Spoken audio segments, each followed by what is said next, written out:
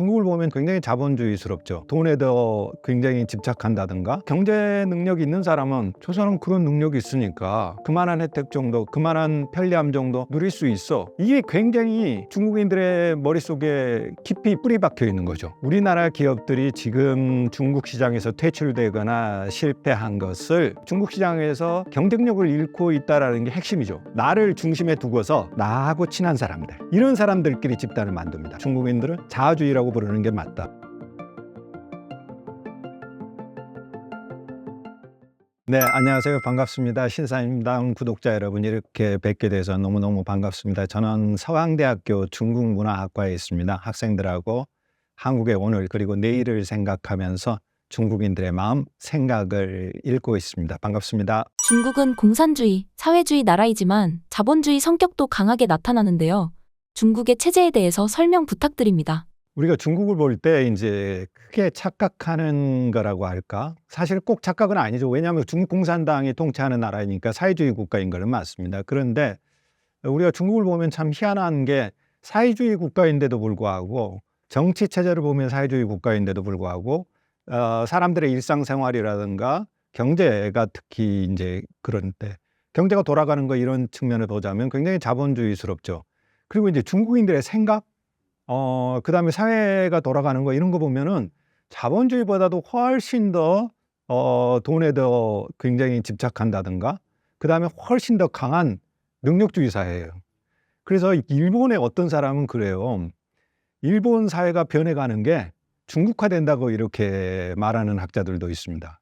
그러니까 일본이 신자유주의를 채택하고서 신자유주의적인 어떤 시스템, 그러니까 철저하게 성과급이나 능력주의라든가 경쟁에 의해서 사회가 돌아가도록 재편하는 게, 그거 원래 중국에서 예전에 했던 거야, 이렇게 주장하는 학자들이 있습니다. 중국화되는 일본이라고 연하오 준이라는 일본 역사학자가 써가지고 일본에서 굉장히 유명한 그 히트를 쳤던 작품인데요.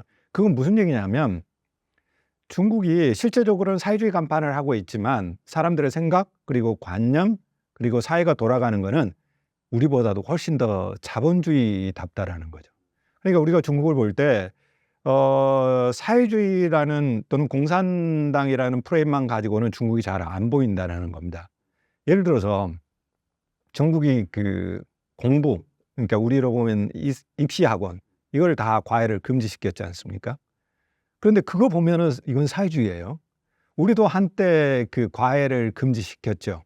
그런데 그게 국민들의 권리다, 학습권을 침해한다고 그래서 다시 이제 과외가 부활했습니다. 그런데 중국은 그거 금지해버리거든요. 이거는 사회주의스럽습니다.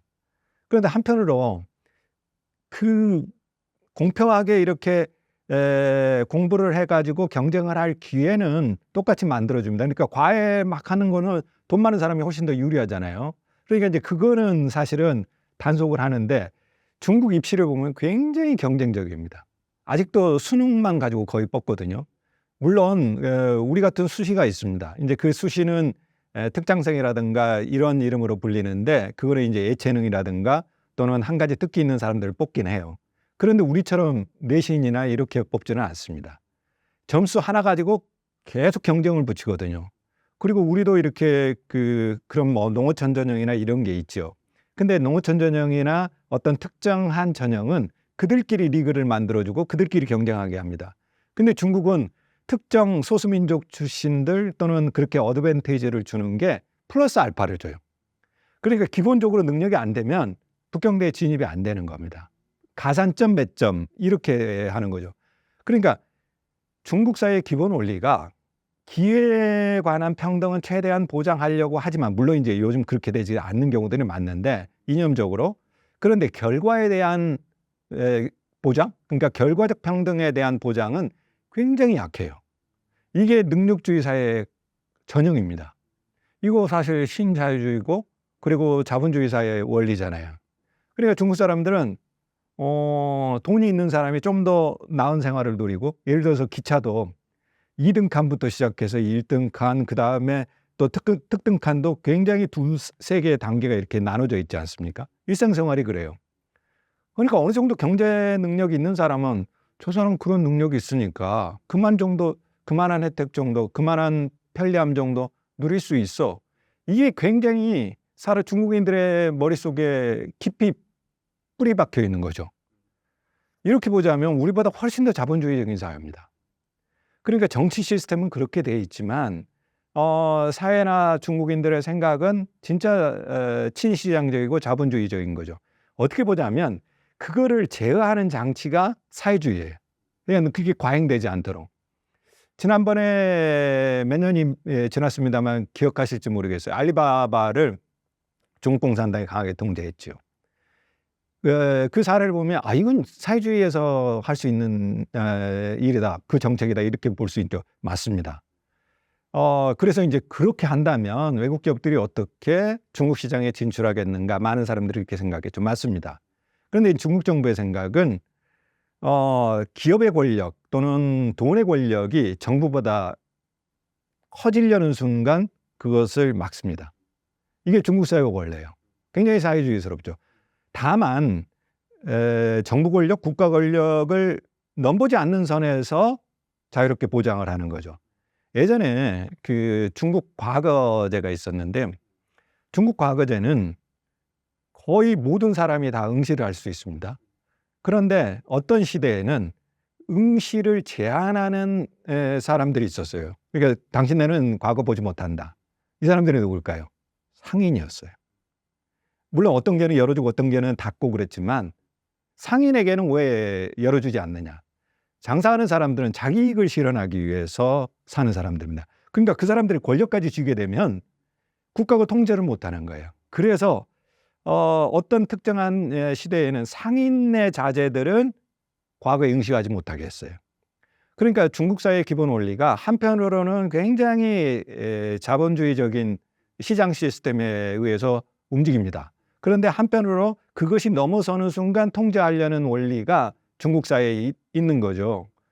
그러니까 중국은 기본적으로 과거제가 도입되면서 능력주의 사회가 됐어요. 그리고 우리나라 젊은이들이 꿈에 그리는 어떻게 보면 시험 능력주의 사회가 됐어요. 모두 다 시험 봐가지고 시험 성적이 좋으면 위로 올라갈 수 있는 겁니다. 그러니까 세습제가 없어졌지 않습니까? 그리고 그것이 이제 당나라 때를 지나면서 송나라 때부터 자본주의하고 비슷한 능력주의 사회로 바뀐 거죠. 이 원리가 굉장히 뿌리가 깊게 내려 있는 거죠. 물론 그럴 수 있습니다. 마오쩌둥이 이제 그 사회주의 혁명을 통해서 신중국이라고 하는 사회주의 공화국을 세우죠. 이게 1949년 10월 1일입니다. 그리고 모택동이 1976년 9월 9일에 죽습니다. 그러니까 49년부터 시작하면 59, 69, 79, 근 30년 동안은 정말 이건 사회주의 체제였어요. 그래서 마오가 대학 입시를 없애버렸잖아요. 노동자 자녀가 북경대를 못 가는 겁니다. 이래서는 안 되겠다. 시험 능력주의를 없애야 되겠다. 그래서 그때는 서류 전형을 합니다. 서류만 가지고, 그리고 너 공장에서 일해봤어? 이렇게. 그러니까 그 30년만 빼고는 사실은 당나라 말부터 지금까지 거의 능력주의 사회가 중국의 기본 원리가 된 거죠. 이렇게 보자면 중국 사회 그리고 중국 사람들의 머릿속에는 아주 그 깊숙한 곳에는 능력주의 DNA, 자본주의다운 DNA가 뿌리 박혀 있는 거죠. 그래서 중국이 장사도 잘하고 사실은 보자면 돈에 그렇게 과잉 집착이다 싶을 정도로 돈이 있으면 뭐든지 다 된다. 중국 속담에 그런 거 있지 않습니까? 돈이 있으면 귀신을 동원해서 맷돌도 돌리게 한다. 이런 관념이 훨씬 강한 거죠. 그러니까 우리가 중국을 볼 때 그 중국은 이원사예요. 그러니까 정치 또는 어떤 시진핑의 연설문만 보면은 사회주의 국가고 소비에트스럽지만 사실은 일상이나 경제를 보면 그렇지 않다라는 겁니다. 우리가 중국을 이해할 때 굉장히 중요한 포인트입니다. 전 세계적으로 중국에 대한 비호감도가 극심해지고 있습니다. 중국 인민들은 중국이라는 나라에 대해 어떻게 생각하고 있나요? 사실 우리나라의 중국에 대한 호감도는 거의 바닥 수준이고 비호감도 조사를 해보면 한 70%에서 80% 정도입니다. 이제 우리나라 자체도 그렇고 세계적인 리서치 기관이 이제 피오 리서치 센터에서 매년 조사하는 그 데이터를 봐도 우리나라가 세계에서 중국에 대한 비판적인 인식, 뭐 좀 더 극단적으로 표현하자면 혐중 정서가 굉장히 높아요. 이제 그러다 보니까 중국 사람들은 세계 사람들이 저렇게 싫어하는 자기네 나라를 왜 저렇게 지지하지 이렇게 볼 수 있죠. 근데 이제 중국 사람들 중에서도 중국 정부 비판하는 사람이 굉장히 많습니다. 그런데 이제 문제는 비율이죠. 시진핑 정부가 사실은 3연임을 하면서 해외에서 많은 비판을 받고 있는데 중국 사람 중에서도 비판하는 사람 많습니다. 그럼에도 불구하고 시진핑 체제를 그래 어쩔 수 없을 것 같아. 3번 뭐 해야 될 것 같아. 이렇게 생각하는 중국인이 더 많다는 거죠. 왜 그런가 하면은 첫째는 이게 지금 미중 대립이 극심해지지 않습니까? 그리고 미중 대립이라는 건 굉장히 오래 갈 수 있습니다.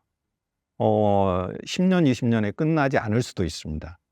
근데 중국은 여전히 미국을 굉장히 두려워합니다. 국력으로 보나 군사력으로 보나 중국이 아직 미국의 상대는 되지 않거든요. 근데 미국이 강력하게 지금 압박을 합니다.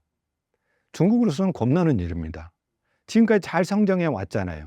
그리고 이대로 조금만 더 성장을 한다면 미국을 위협하거나 또는 미국을 대체할 수 있는 세계적인 지위로 올라갈 수도 있겠죠. 그런데 지금 미국이 중국을 압박하면서 중국이 위기가 온다면 중국은 무너질 수 있습니다.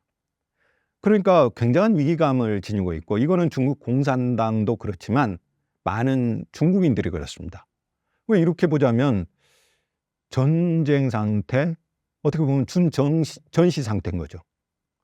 그러니까 전쟁 상태 또는 전쟁이 버금가는 상태이기 때문에 그래 지금 뭐 그래도 공산당을 지지해야 될 거 공산당을 중심으로 뭉쳐야 될 것 같아.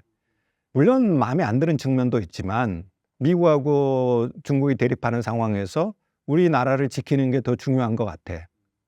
이럴 수 있는 거죠. 그래서 이제 지지하는 측면이 있고 한편으로는 이제 그 중국 경제가 최근에 들어서 굉장히 안 좋아졌죠. 이거는 중국인들도 늘 하는 얘기입니다. 그럼에도 불구하고 그 전까지는 중국이 계속 성장해 왔죠. 그리고 중국 국력도 크게 성장을 했죠. 그러니까 미국과 중국이 대립한다라는 것은 어떻게 보자면 중국이 그만큼 성장했다라는 거거든요. 미국에 버금갈 정도로 미국이 위협을 느낄 정도로 성장해 왔다라는 거죠. 그러니까 거기에 대한 자부심이 있는 거죠. 이런 측면에서 보자면 해외에서는 특히 우리나라 같은 이제 중국에 대한 비판적인 정서가 굉장히 높은 나라 국민들이 보기에는 중국인들의 지금 정서를 이해할 수 없지만 중국인들 내부로 들어가서 중국인들의 생각을 보면 그 사람들이 중국 정부를 지지하고 중국 공산당의 리더십을 아직까지 인정하는 게 나름대로 타당성이 있는 겁니다. 미디어를 보면 중국의 애국 소비가 다른 나라들에 비해 유독 심한 것 같습니다. 애국 소비, 불매운동 등이 확실히 심하나요? 중국의 애국 소비 분명히 있습니다. 그리고 이게 애국 소비란 말이 없었어요. 근데 이게 이제 생겨난 거예요. 근데 이제 말을 하는 게 그런 현상이 있으니까 그런 단어가 생겨나지 않았겠어요? 그리고 가급적이면 중국제를 쓰자. 이런 거 있습니다. 분명히 있어요. 그리고 그거는 미중 대립 속에서 그리고 한중 관계 속에서는 사드 현상이 사드 이제 사태가 나타났을 때 크게 대두했죠. 이거 분명히 있습니다. 그래서 어떤 경우에 우리나라 기업들이 여기에 이제 피해를 보기도 했었죠. 그 영향이 있습니다. 그런데 우리나라 기업들이 중국의 시장에서 실패한 것을 애국 소비 탓으로만 보는 거는 조금 문제가 있다고 봐요, 저는. 예를 들어서 휴대폰 하나만 하더라도 휴대전화 하나 사는데 우리나라 돈으로 한 100만 원 되잖아요. 중국에도 그렇습니다. 그런데 그거를 나 이거 살까 할 때 예를 들어서 삼성 거를 살까 화웨이 거를 살까 할 때 그래도 나는 중국이니까 화웨이 거 사야지. 물론 국가기관에 있거나 또는 중요한 기업에 있거나 국유기업에 있거나 공산당원이라면 당연히 화웨이 쓰겠죠. 그런데 일반 사람들은 사실은 내가 10만 원이라도 더 싼 거 살 수 있습니다. 그리고 중국 소비자들이 그렇게 바보들이 아니에요. 굉장히 실용주의적인 소비를 하거든요. 그럴 사람들 그렇게 많지 않습니다. 애국 소비 있지만. 그리고 더군다나 중국 자동차를 살 때 현대차 안 사고 결국은 가성비가 떨어지고 어쨌든 질도 나쁘지만 나 BYD 살 거야. 이런 사람 얼마나 될까요? 이게 물론 한국 차를 딱 사면은 드러날 수는 있지만 그 관계없는 사람들 가성비를 택하지 않겠어요, 소비할 때? 그러니까 물론 애국 수입이 있습니다. 그런데 애국 수입만으로 한국 기업이 중국에서 실패했거나 또는 중국 시장에서 퇴출당한 근본적인 이유는 아닌 거죠. 그러니까 사실은 우리나라 기업들이 지금 중국 시장에서 퇴출되거나 실패한 것을 애국 소비 탓으로 보는 것은 조금 과격하게 표현한다면 일종의 정신승리법입니다. 이건 뭐냐면 내가 패하고 실패했는데 나는 괜찮아. 나는 대단한 사람이야. 문제는 상대한테 있어. 이렇게 정신승리하거든요. 이 정신승리법으로 우리가 중국 시장을 대한다면 우리가 중국 시장 놓칩니다. 사실은 문제의 핵심은 경쟁력입니다. 가성비입니다. 그리고 많은 경제학자들이 분석하는데 이미 그렇게 나왔어요. 그러니까 우리나라 제품이 중국 시장에서 경쟁력을 잃고 있다는 게 핵심이죠. 거기에 이제 물론 애국 소비가 부가적으로 가는 거고요. 예를 들어서 지금 벤츠가 제일 많이 팔리는 데가 중국이지 않습니까? 자, 우리나라 화장품 옛날보다 매출이 뚝 떨어졌어요. 그래서 거의 주가도 예전보다 훨씬 더 거의 반토막 난다고 할 정도로 많이 떨어졌잖아요. 그런데 프랑스 화장품 여전히 팔립니다. 우리나라 커피 브랜드들 퇴출당했어요. 그런데 스타벅스 여전히 매장을 확대합니다. 물론 스타벅스도 로컬 브랜드 루싱이라는 로컬 브랜드 앞에서 굉장히 고전하고는 있지요. 그렇지만 계속해서 확장을 합니다.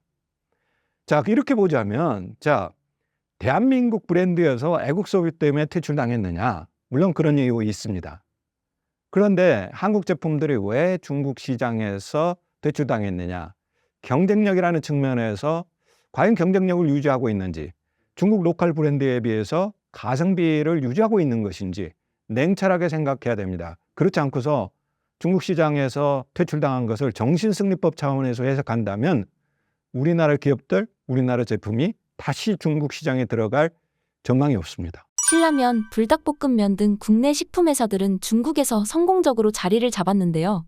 어떤 점이 중국 시장에 통했던 걸까요? 중국 요즘 많이 안 가시는데 중국 가보시면 이제 관광지도 가시지만 꼭 식품 그 마트 같은 데 한번 가봐야 됩니다. 그러면 이제 중국인들의 일상생활 속에서 일상 소비품 속에서 한국 브랜드들이 얼마만큼 포지션을 차지하고 있는가 이제 이걸 볼 수 있죠. 근데 여기 이제 그 마트에 가보면 이제 그 중국 마트에 가보면 꼭 매대에 들어있는 게 불닭볶음면이라든가 그 다음에 오리온 과자 제품이라든가 그 다음에 신라면이라든가 그 다음에 요즘에는 또 연세우유라든가 풀무원 제품이라든가 풀무원 두부 그 다음에 스파게티 제품들 면 제품들 이런 거 여전히 있단 말이에요. 이게 물론 소주도 있어요. 한국 소주는 중국 드라마에 나오기도 합니다. 이게 여전히 있죠. 그러니까 어떤 제품들은 퇴출을 당했는데 어떤 제품들은 여전히 중국인들이 좋아하고 있고 중국 시장에서 포지션이 있는 겁니다. 불닭볶음면 이런 거 중국에 없잖아요. 신라면만 해도 신라면 이전에 중국 시장에 진출했던 우리나라 라면 기업들이 있습니다. 다른 브랜드들 우리가 알고 있는 그거 다 실패했어요. 그런데 신라면은 성공했습니다. 매운맛을 중국 사람들이 입맛에 맞게 조정합니다. 그러니까 한국제를 가지고 가는데 그대로 가져가는 게 아니라 현지화, 로컬라이제이션을 하는 거죠. 그리고 신라면 같은 경우에는 이게 중국 사람들이 라면 끓여 먹는 문화가 없었어요. 그런데 이거를 단순히 중국 라면과 같은 그런 수준이 아니라 하나의 요리라는 개념, 이건 끓여 먹는다. 이 개념을 계속해서 전파를 합니다. 그리고 광고도 굉장히 잘합니다. 저 광고만 보면 이게 한국 제품인지 어떤지를 구분을 할 수가 없어요. 그리고 신라면 이렇게 또 한자를 이렇게 매우 신자가 딱 써 있고 또 빨간색도 나오고 그러지 않습니까?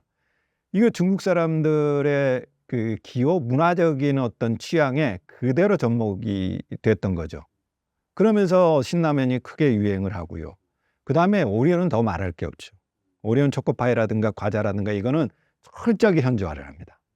그러니까 우리가 과거에는 그냥 중국에서 물건을 만들어 온 거죠. 우리가 그 지난 30년 동안 그러니까 한정수교 30년 동안 우리나라가 전체 수출해서 10,000원을 벌었다라면 그중에 8,600원을 중국에서 벌었습니다. 엄청난 이익을 본 거죠. 그런데 그 이익의 대부분은 중간재에서 나왔어요. 그러니까 우리가 중국에 중간재를 수출해 가지고 그 중간재 수출한 것이 우리가 중국에서 벌어들이는 수익의 86%가 됐던 거죠. 그러니까 이게는 제조 공장이었던 거죠, 중국은. 이런 시절은 다시 안 옵니다. 그리고 그렇게 중국에 공장을 지었으니까 중국의 시장에 진출한 게 아니었으니까 중국어 못해도 됐어요.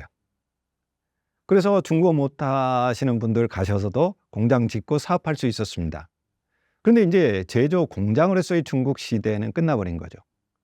중국이 이제 그런 시대를 지나면서 우리나라가 중간재를 수출할 수 있는 길이 계속해서 줄어든 거죠. 그렇다면 이제 어떤 시대로 접어들었냐. 이게 중국 시장, 마켓으로서의 새로운 중국이 열린 거죠. 그런데 우리가 지금 여기를 못 들어가고 있습니다.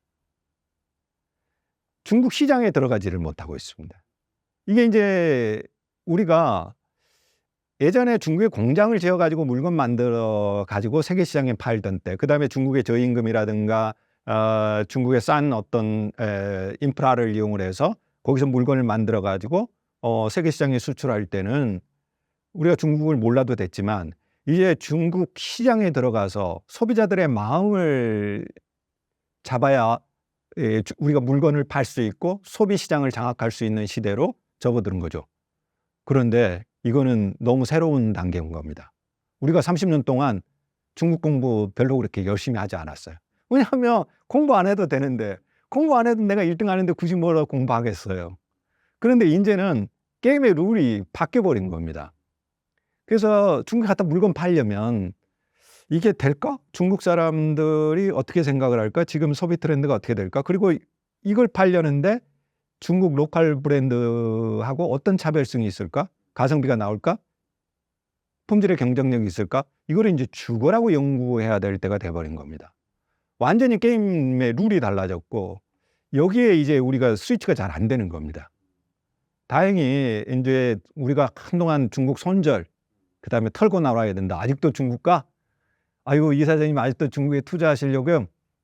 이렇게 이제 대하던 때가 있었는데 지난해 말부터 그리고 올해부터 우리나라 대기업들이 중국에 지금 다시 진출하려고 연구를 하고 있습니다. 그러니까 예를 들어서 우리나라 내노라는 대기업들이 다시 중국을 분석하고 하고 있는 거죠. 왜 그런가 하면 우리 옆에 있는 이 큰 시장을 포기하지 못하는 거죠.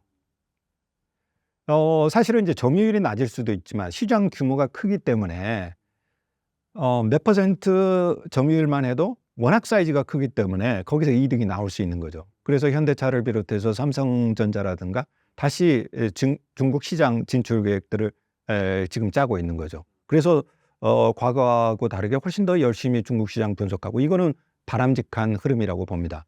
왜냐하면 우리가 돈을 벌어야 되니까. 그리고 그 큰 시장이 우리 옆에 있죠. 뭐 사회주의든 어쩌든 우리는 시장을 보고 가야 되는 거죠. 이제 물론 중국이 예전에 비해서 조금 좀 시장이 좀 굉장히 폐쇄적이 됐죠. 과거처럼 예를 들어서 외자 기업에 대한 어떤 지원, 이게 훨씬 더 약해진 거죠. 미중 대립 속에서 더 그랬고, 훨씬 더 외자 기업에 대해서 문호를 개방할 테니까 와라. 이번에 이제 삼성전에서도 그런 얘기 나왔지만 거의 그 수사 정도 외국 기업에 어떤 큰 혜택을 주겠다, 과감한 문을 열겠다, 이런 정책은 그렇게 나오지 않거든요. 그렇지만 어쨌든 우리 옆에 있는 큰 시장이고, 그리고 사실 독일이라든가 유럽들도 포기를 못하는 거죠. 근데 사실은 성장 가능성이 이번에 4.7% 성장을 했지만 이게 어딥니까? 지금 세계 자본주의 흐름으로 보자면. 그러니까 결국은 시장으로서의 중국을 포기하지 못하는 거고, 글로벌 기업들이 그런 이상, 사실은 스타벅스가 그런 이상, 대한민국도 통상국가인데 중국 시장을 더 연구해서 들어가야 되는 것은 당연한 일인 거죠. 대표적인 미국 기업인 맥도날드, KFC, 스타벅스 등은 중국 내수에 제대로 먹혀들었습니다. 해외 기업들은 중국 내수를 어떻게 공략할 수 있었던 건가요? 맥도날드는 이제 거의 그 중국 자본에 이제 거의 넘어갔어요. 이제 지분 비율이요. 그래서 맥도날드라는 어떤 상표 브랜드를 유지하고 있지만 거의 중국 브랜드하고 거의 비슷해진 거죠. KFC도 그렇고요. 그런데 초창기에 그 맥도날드나 KFC가 들어갔을 때 일종의 개혁 개방의 상징으로서 중국이 정치적으로 이제 받아들였단 말이에요. 근데 이 사람들 가보니까 너무 다른 거예요. 장애는 어떻게 해볼 방법이 없어요. 그래서 이 사람들이 썼던 거는 철저하게 현지화하는 겁니다. 처음에는 맥도날드도 그다음에 KFC도 실수 많이 했습니다. 미국처럼 했던 거죠. 그런데 미국에서는 이게 다 정크푸드 아니겠어요? 그런데 맥도날드나 KFC가 우리 매장에 오면은 미국 중산층의 삶을 누립니다라는 식으로 이미지를 또 만들어요. 그리고 KFC 같은 경우에도 중국 학생들은 아침에 KFC도 먹고 가거든요. 중국은 대부분 아침을 외식하거든요. 근데 KFC가 건강한 아침은 KFC에서 이런 구호를 내겁니다. 아마 우리나라 부모님들 돈 주면서 야 KFC에서 아침 먹고 가 그러면 자식들 난리 날 겁니다. 엄마가 어떻게 나한테 그럴 수 있어요. KFC에서 그 정크푸드 먹고 가라고요. 그런데 KFC가 그런 이미지를 만들면서 축도파입니다. 그다음에 중국인들을 요티아오라고 하는 그 아침에 먹는 이른바 꽈배기 형태의 밀가루 튀김이죠. 그것도 팝니다. 그러니까 이걸 완전히 중국화한 거죠. 맥도날드도 그렇습니다. 그러니까 중국 사람들의 입맛, 그다음에 중국 사람들의 생각에 맞추어서 이 현지화한 게 맥도날드와 그다음에 KFC가 성공하는 비결이었죠. 그 뒤에 이제 그 스타벅스가 이제 들어오죠. 근데 스타벅스는 이 둘을 같이 쓰고 있습니다. 그러니까 우리가 이제 표준화를 할 것인가, 그다음에 현지화를 할 것인가. 근데 표준화의 장점은 내가 스타벅스 가면 나도 미국의 어떤 뉴욕의 대도시에 있는 것 그런 이제 기분을 느낄 수 있는 자부심이 생기죠. 한편으로는 그걸 합니다. 그런데 이 스타벅스 라인업을 보면 티 브랜드들이 굉장히 많습니다. 그리고 미국의 스타벅스하고 중국 스타벅스하고 굉장히 디자인도 그렇고. 그러니까 어떤 부분에 있어서는 굉장히 표준화를 하면서 한편으로는 굉장히 현지화를 같이 해가는 거죠. 우리의 경우에는 사실 중국 시장에 대한 진지한 고민들이 상당히 약했어요. 그런데 진지하게 현지화, 이게 우리가 이제 기왕에 들어가려면 중국 사람들의 마음을 또는 입맛을 취향을 사로잡아야 된다고 들어갔던 기업들은 성공했어요. 그런데 그렇지 않은 경우에는 많이 실패했죠. 소비시장에 들어가는 게 그만큼 민감하잖아요. 그런데 많이 실패를 했던 거죠. 우리가 그런 측면에서 보자면 조금 그 한국이라는 브랜드의 그 우수성 그리고 경쟁력만 초기에 생각했는데 물론 있었습니다. 한류라는 브랜드 덕에 한국 브랜드 자체가 굉장히 한국제, 이거 한국제야 그러면 샀거든요. 그래서 우리나라 화장품이 많이 벌었죠. 이거 쓰면은 가성비니 뭐니 생각하지 않고도 다 이영애처럼 될 것 같고 송혜교처럼 될 것 같아서 중국 여성들 다 그냥 샀어요. 근데 요즘 그렇지 않는 거죠. 이런 새로운 상황에 적응하는 우리나라 기업들의 중국 진출 전략 그리고 중국 시장에 대한 꼼꼼한 공부 이게 이제 필요한 겁니다. 중국 시장에 제대로 들어가기 위해서는 현지화가 필수적일까요? 브랜드를 만드는 사람들이 굉장히 여러 각도에서 분석하는데 꼭 현지화가 답이고 또는 표준화가 답이 아니다 이렇게 나눌 수는 없을 겁니다. 그런데 이제 중국 사람들의 문화적인 관점에서 보자면 중국은 안과 밖이 굉장히 그 엄밀한 차이를 지닙니다. 중국 사람들에게 사람은 두 종류밖에 없다. 흔히 그렇게 얘기합니다. 내 사람하고 그 다음에 남이다. 그러니까 저 사람은 그 나의 관시라고 하는 중국 사람들이 얘기하는 나의 네트워크라고 하는 그 안에 들어와 있는가 아닌가. 그러니까 외국 기업인지 아닌지를 판단하는 것. 그러니까 예를 들어서 그 국적도 중요한데 외국 기업이 들어왔어요. 그런데 너무 중국 문화 속으로 깊이 들어오고 중국인처럼 또는 중국 기업처럼 한단 말이에요. 그러면 그래 너 국적 상관없어. 우리가 이제부터 당신의 거 쓰게 이렇게 되는 거예요. 이게 굉장히 그 중요한 역사적 또는 문화적 원리가 있는데요. 중국은 역사적으로 보면 원나라 시기는 몽고족 이민족들이 통치를 했고 청나라는 그야말로 만주족들, 우리가 여진족이라고 하는 그런 사람이 통치했지 않습니까? 그런데 그 사람들은 그거를 몽고족 강점기 또는 만주족 강점기 이렇게 안 쓴단 말이에요. 우리는 일제 강점기라고 쓰지 않습니까? 그런데 그 사람은 자기 역사의 하나의 역사 시기처럼 이렇게 그냥 써버린단 말이에요. 물론 초기에는 반발을 합니다. 그런데 그 사람들은 왜 그런가?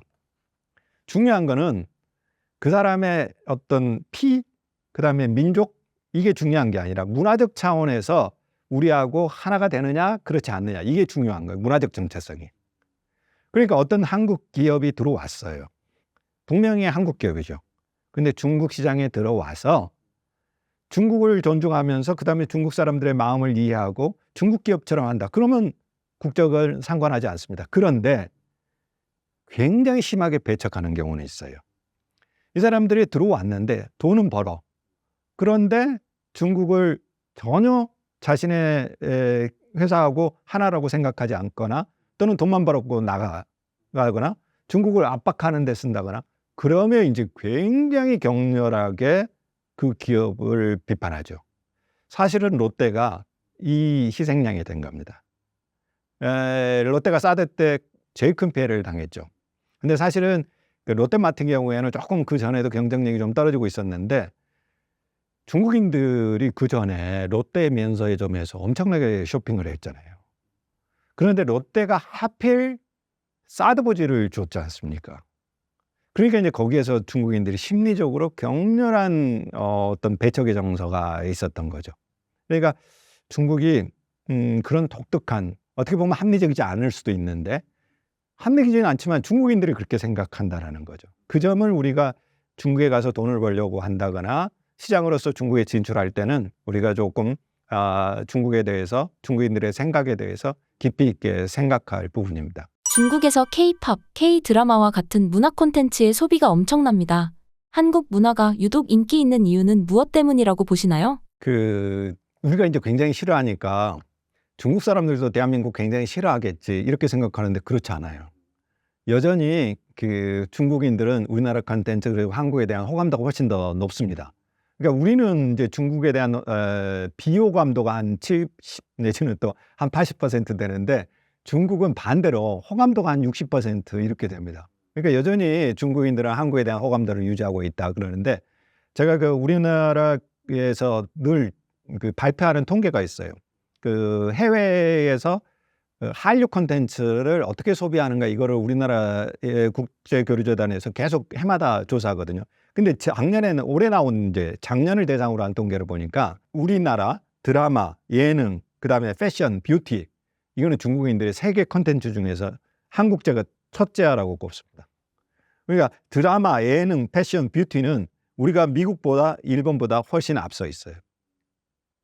그러니까 만약에 우리나라 콘텐츠를 가지고서 중국에 진출하겠다 하면은 뭐 해야 되겠습니까? 드라마, 예능, 그 다음에 패션, 뷰티, 이겁니다.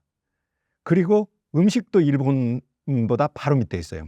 그런데 우리가 이제 안 되는 거는 뭐냐면, 여전히 중국 사람들이 미국 음악을 더 좋아하고, 그리고 애니메이션은 일본 거를 더 좋아하고, 출판물은 미국 거를 더 좋아합니다. 웹툰은 일본 거를 더 좋아하고. 그런데 그렇다면 중국인들은 왜 그렇게 여전히 한국 콘텐츠를 좋아하느냐? 첫째는 스토리가 탄탄하다, 이겁니다. 글로리가 작년에 2023년에 중국에서 1등 했어요. 우리나라 콘텐츠 중에서. 잘 보면 우리나라에서도 그 1등 했습니다. 그리고 세계적으로도 좋아했습니다. 그래, 왜 좋아하십니까? 라고 이제 설명을 돌려보면 한국 콘텐츠들 정말 스토리가 탄탄해요. 그리고 긴장감이 넘칩니다. 그러니까 우리나라 콘텐츠의 경쟁력이 글로벌 시장에서 먹히듯이 중국에서도 먹히는 겁니다. 좋은 콘텐츠는 결국은 중국에서도 소비가 되는 것이고요. 우리나라 드라마들, 그 다음에 영화들, 그 다음에 웹툰들, 게임들, 이거 여전히 강세를 지니고 있습니다. 최근 들어서 중국이 한한령 때문에 한국 콘텐츠를 소비하지 않는다. 그리고 한류 콘텐츠가 이제는 거의 중국에서 시장을 잃고 있다. 그리고서 중국에 들어가기가 굉장히 힘들다라고 하는데 이거는 잘못된 거예요. 제가 그 우리나라 제품 중에서도 경쟁력을 가진 것은 여전히 중국 시장에서 돈을 벌고 있다라고 늘상 얘기하는데 콘텐츠도 마찬가지입니다. 예전에는 그냥 한국제면 다 소비를 한 겁니다. 그냥 이것도 그냥 한국제, 그래. 이것도 한국제 그러니까 한 겁니다. 그런데 이제는 중국 로컬 콘텐츠들 경쟁력도 좋아졌기 때문에 이제는 아무거나 소비하지 않는다는 거예요. 그러니까 한류 콘텐츠 중에서도 수준이 있고 그리고 한국인들도 좋아하고 세계인들이 좋아하는 것은 중국에서도 분명히 통합니다. 그러니까 문제는 콘텐츠 경쟁력입니다. 그러니까 한류 콘텐츠는 안 된다? 한류 콘텐츠는 무조건 된다?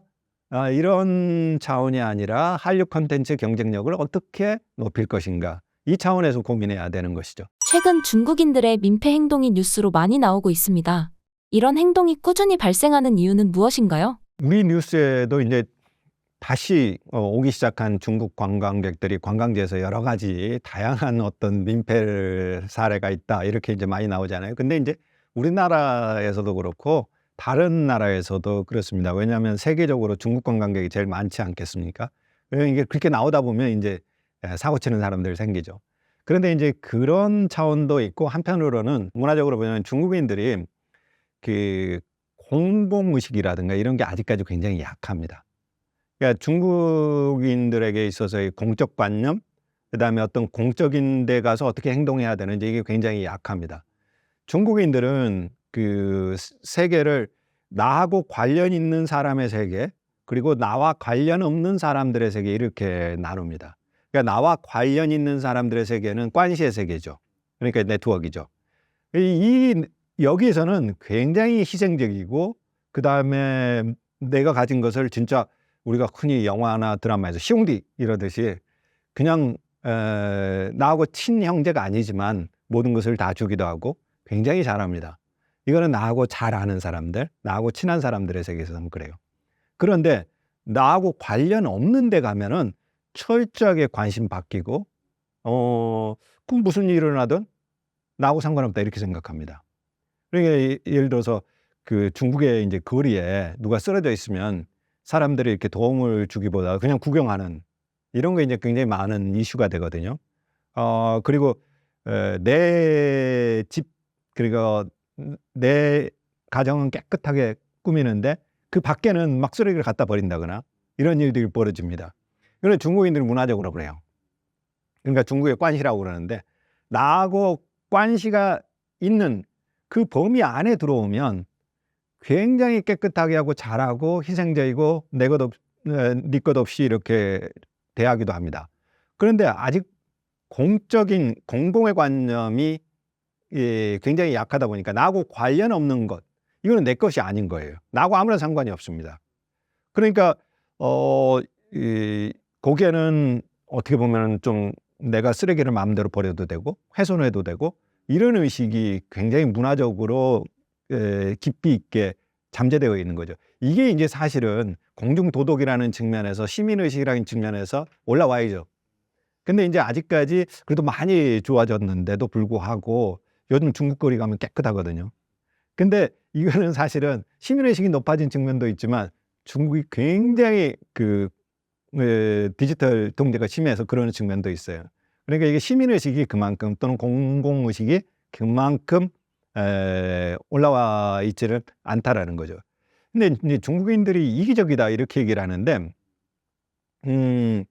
그건 이제 중국인들이 이기적이라는 걸 어떻게 봐야 될지 모르겠지만, 중국인들이 어떤 특징을 가지고 있는가, 또는 어떤 행동 원리가 있는가, 어떤 행동 원리를 지니고 있는가, 여기에 대해서 중국의 인류학자 페이 샤오퉁이라고 하는 유명한 사람이 있거든요.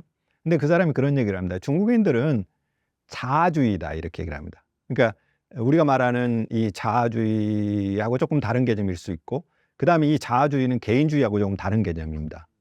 그러니까 개인주의라는 것은 내 개인의 이익만 챙기면서 남을 고려하지 않습니다. 근데 자아주의라는 것은 개인을 중심으로 해서 집단을 만들어요. 그런데 이 집단을 만들 때 우리처럼 큰 어떤 뭐 학교라든가 어떤 학번이라든가 국가라든가 이렇게 만드는 게 아니라 나를 중심에 두고서 나하고 친한 사람들, 이런 사람들끼리 집단을 만듭니다. 그러니까 중국은 모든 사람들이 자기가 중심이 되는 겁니다. 그래서 페이샤오퉁이라는 인류학자는 그렇게 얘기합니다. 이거는 집단주의도 아니고 개인주의라고 표현할 수도 없는 건데 자아주의다. 그러니까 어떤 측면에서는 이 자아주의, 내가 이렇게 내 친구들, 나하고 사업상 비즈니스를 통해서 친한 사람들, 같이 이익을 주고받는 사람들끼리는 이렇게 네트워크를 만든다는 거야. 이 사람들끼리는 굉장히 잘해요. 어떤 일이 있으면 다 도와줍니다. 이게 전통적인 고전적인 의미의 개인주의하고는 다르죠. 그런데 나하고 상관이 없어요. 그거는 전혀 관심 바뀝니다. 이러한 중국인의 속성은 개인주의하고 다른 그 중국 인류학자 페이샤오퉁이라는 전설적인 인류학자인데, 이거는 자아주의다. 그래서 저는 그런 속성을 보자면 중국인들은 자아주의라고 부르는 게 맞다, 이렇게 생각합니다.